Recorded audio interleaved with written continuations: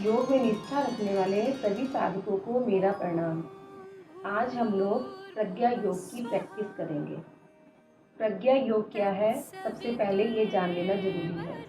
प्रज्ञा योग जो है वो 16 आसनों की सीरीज है और इसको पंडित श्री राम शर्मा आचार्य, जो कि शांति कुंज के संस्थापक हैं, उन्होंने दिया है। इसमें 16 आसन है। तो आइए अब हम 16 आसनों की प्रैक्टिस करते हैं। इसके लिए सबसे पहले हमें खड़े हो जाना है।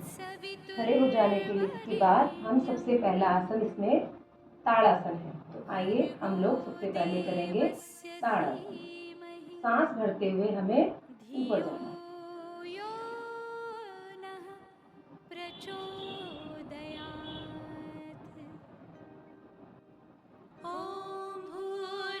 यहाँ पर हमें जितनी देर हम रुक सकते हैं उतनी देर हमें रुकना है। पेट को अंदर की तरफ खींचना है और हाथों को ऊपर की तरफ खींचना है और सांस को धीरे धीरे जैसे हम ले सकते हैं वैसे लेना है। इसके बाद धीरे से नीचे आए और अब हमारे को दूसरा आसन करना है पादहस्तासन। इसके लिए पहले यहाँ पे सांस भरें और फिर सांस छोड़ते हुए धीरे धीरे धीरे नीचे आना। सांस छोड़ते जाएं और नीचे आते जाएं। अगर हम यहाँ तक रह सकते हैं तो यहीं तक रहें। गर्दन अभी हमें सामने ही रखनी है, सामने देखना है। कुछ लोग इससे आगे नहीं जा सकते तो वो लोग यहीं पे रुक जाएं। जबरदस्ती अपनी गर्दन को, अपनी कमर पर जोर बिल्कुल नहीं डालना है, उससे दिक्कत हो सकती है। और जो लोग कर सकते हैं, अगर हाथ पूरा ऐसे यहाँ पे रखना है तो आप यहाँ पर रख दो। घुटने पूरे सीधे होने चाहिए। और जो लोग अगर पूरा कर सकते हैं तो अपने हाथों को ऐसे अपने पैरों के पास में रखें और अपने सिर को धीरे धीरे घुटने से लगाने की कोशिश करें। अगर नहीं लगा सकते तो जितना जा सकते हैं उतना जाए। तो ऐसे धीरे धीरे धीरे धीरे जितना लगा सकते हैं उतना लगाएं।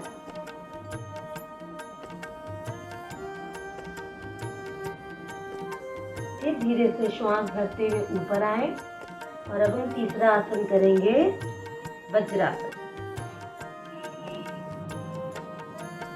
वज्रासन में थोड़ी देर बैठे, नॉर्मल श्वास प्रश्वास करें। वज्रासन भी एक देखने में ये बहुत ही इजी आसन लगता है कि इसका क्या ही प्रभाव होगा, लेकिन ये बहुत ही प्रभावशाली आसन है। इसमें भी हमें जितनी देर हम रुक सकते हैं हमें उतनी देर रुकना।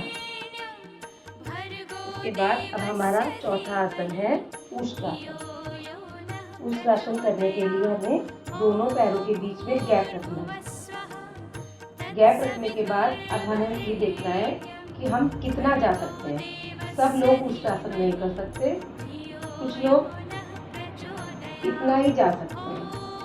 तो आप ये ना सोचें कि हमें पूर्ण उष्ट्रासन करना है। आप रोज थोड़ी प्रैक्टिस करोगे तो आप पीछे भी चले जाओगे। और दोनों हाथ ले जा सकते हो तो आप दोनों हाथ ले जाओ ऐसे, और गर्दन को पीछे करना। तो ये भी आपकी प्रैक्टिस हो जाएगी। और अगर जो लोग उष्ट्रासन कर सकते हैं तो वो ऐसे करें, धीरे धीरे पहले एक हाथ को ले जाए और जो ये हिप्स है, कमर है, इसको आगे की तरफ धक्का देना है। पेट बाहर को निकालना है और पहले एक एड़ी को पकड़ना है, फिर दूसरी को पकड़ना है ऐसे धीरे से, और अपनी गर्दन को पीछे लटका दें।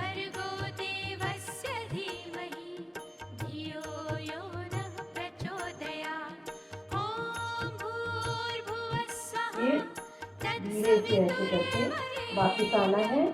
हमें जल्दबाजी कुछ भी नहीं करनी है।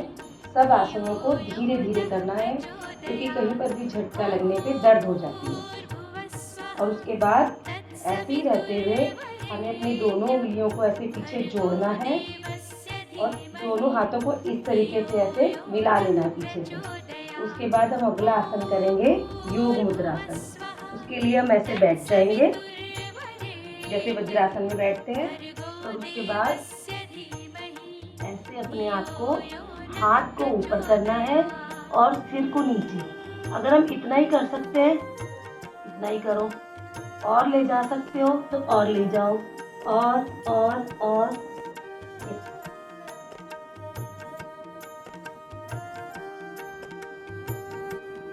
फिर धीरे से ऊपर आ जाओ। उसके बाद हाथों को ऐसे अलग करके अगला आसन करेंगे, अर्ध ताड़ासन।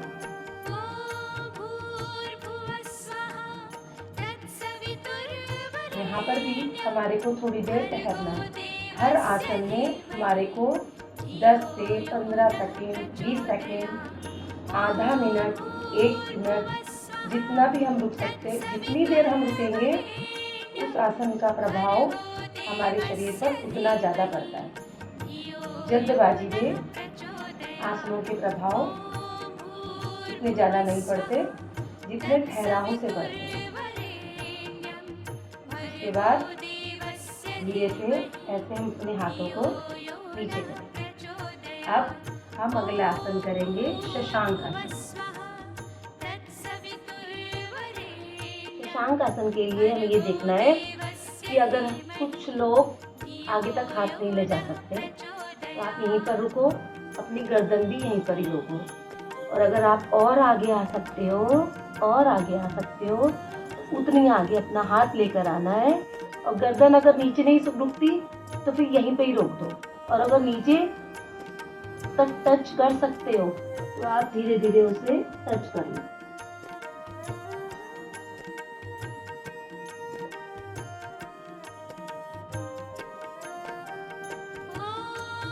अब श्वास लेते हुए धीरे से हमारे को वापस। अब इसके बाद का अगला आसन है भुजंग आसन। भुजंग आसन के लिए हमें क्या करना है, पीछे हमारे दोनों पैर मिले हुए होने चाहिए। उन्हें ऐसे अलग अलग नहीं करना है। दोनों पैर पीछे तलवे आपस में मिले हों। और उसके बाद जो हमारे ये हाथ हैं वो हमारे ब्रेस्ट के साथ में होने चाहिए। और उसके बाद श्वास लेते हुए, श्वास भरते हुए धीरे से ऊपर आना है।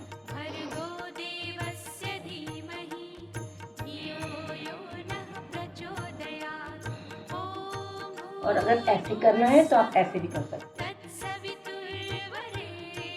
जो लोग ऐसे कर सकते हैं वो लोग ऐसे भी कर सकते हैं। यहाँ पर भी थोड़ी देर रुको। उसके बाद तिर्यक भुजंग आसन।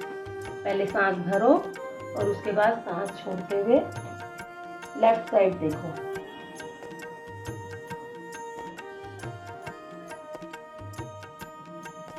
थोड़ी देर रुको, फिर सांस भरो, फिर सांस छोड़ते हुए दूसरी तरफ तिर्यक भुजंग आसन।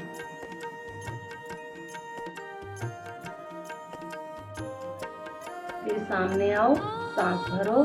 और अब अगला आसन हम करेंगे शशांक आसन।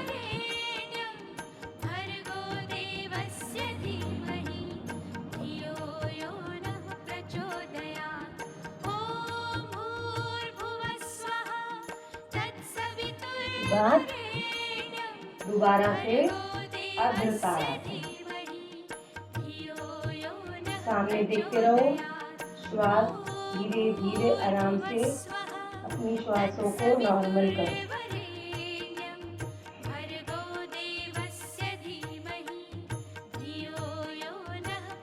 उसके बाद अगला आसन हमारे को करना होता है उत्कट आसन। उत्कट आसन करने के लिए हमें क्या करना होता है कि हमें अपने पंजों के बल बैठना होता है। ये जो हमारे पंजे हैं इसके बल हमारे को बैठना है। तो दोनों पंजों को ऐसे किया और दोनों हाथों को ऐसे प्रणाम की मुद्रा। यहाँ पर भी आप जितने सेकंड रुक सकते हो उतने सेकंड रुको।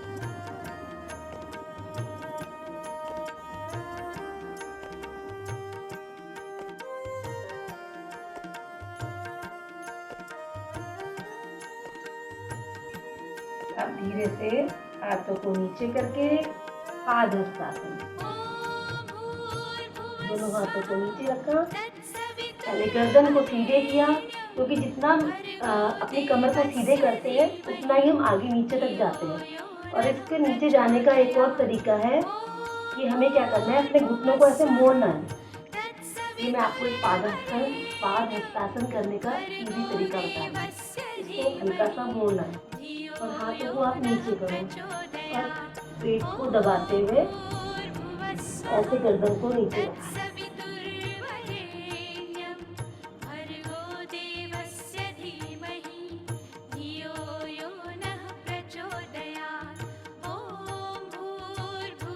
और सांस भरते हुए ताड़ासन।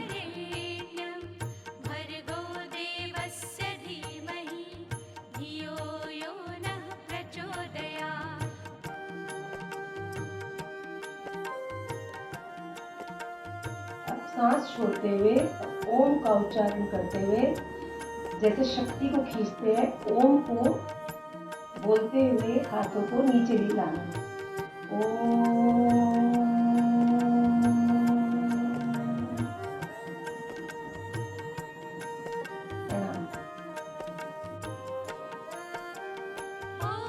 ये जो प्रज्ञा योग श्री राम शर्मा आचार्य जी ने दिया है, ये जितने भी आसन है ये बहुत ही शरीर के ऊपर प्रभाव डालने वाले हैं, क्योंकि इससे हमारा पेट भी दबता है।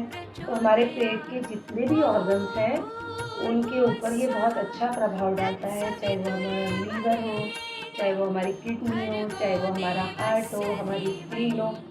जितने भी हमारे पेट में आते हैं, हमारे पेट है, इन सब के ऊपर प्रभाव डालता है। तो इनके ऊपर सबके ऊपर बहुत अच्छा प्रभाव डालता है और हमारे को बहुत सारी बीमारियों से ये हमारे को बचा के रखता है।